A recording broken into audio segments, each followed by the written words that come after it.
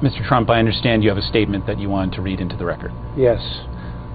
Would you please feel free to start at any time? Thank you very much. This is the greatest witch hunt in the history of our country. There has never been another president, or perhaps even another politician, who has been persecuted, harassed, and in every other way unfairly treated like President Donald J. Trump. What Letitia James has tried to do the last number of years is a disgrace to the legal system, an affront to the New York State taxpayers, and a violation of the solemn rights and protections afforded by the United States Constitution. She developed a political platform and made a career out of maliciously attacking me and my business before she even understood or was elected or reviewed one of the millions of pages of documents we willingly produced. We willingly produced these documents. James proclaimed that she, quote, looks forward to going into the office of Attorney General every day suing me and then going home. This is during her campaign. She announced that she was obsessed with, quote, taking me on, and that her eyes were set on Trump Tower, quote, Trump Tower. She even assured her supporters as an election promise very strongly that, quote, we're going to definitely sue him, before she even knew anything about me. We're going to be a real pain in his ass. He's going to know my name personally. And she claimed I was on an illegitimate, and that it was an illegitimate president. Quote, illegitimate president. In her AG speech, she promised to, quote, shine a bright light into every dark corner of Trump's real estate holdings.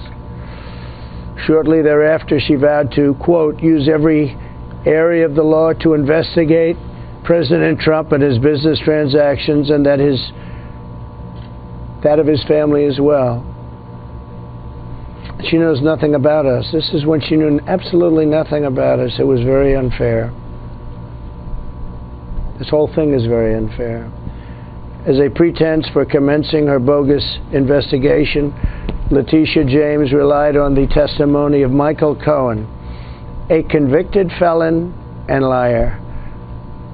The Southern District of New York astutely described Cohen as a man who, quote, repeatedly used his power and influence for deceptive ends by engaging in, quote, extensive, deliberate, and serious criminal conduct consistent with a, quote, pattern of deception that permeated his professional life. This was in a long, many-page statement by him.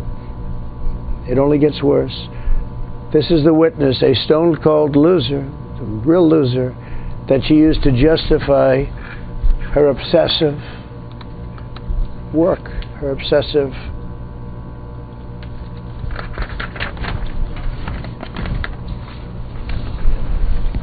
investigation of me, even though he got in civil and criminal trouble for representing himself on a taxi cab company that he had and other things, and also others as a lawyer. I once asked, if you're innocent, why are you taking the Fifth Amendment? I was asking that question. Now I know the answer to that question.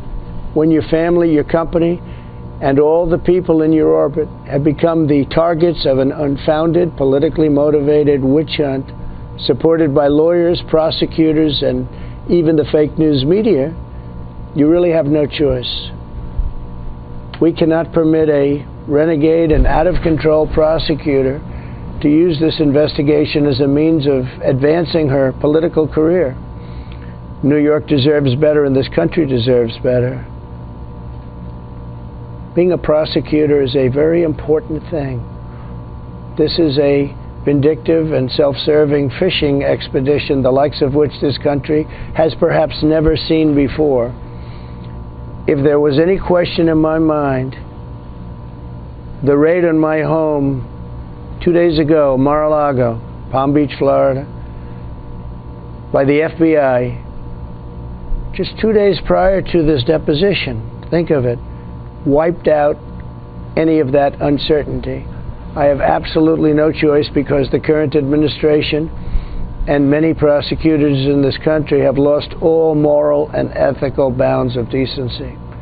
Anyone in my position not taking the Fifth Amendment would be a fool, an absolute fool. One statement or answer that is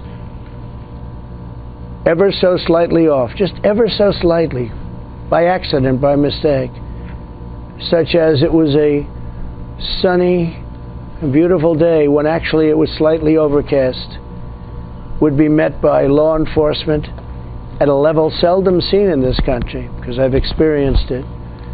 The United States Constitution exists for this very purpose, and I will utilize it to the fullest extent and defend myself against this malicious attack by this administration, this Attorney General's office, and all other attacks on my family, my business, and our country.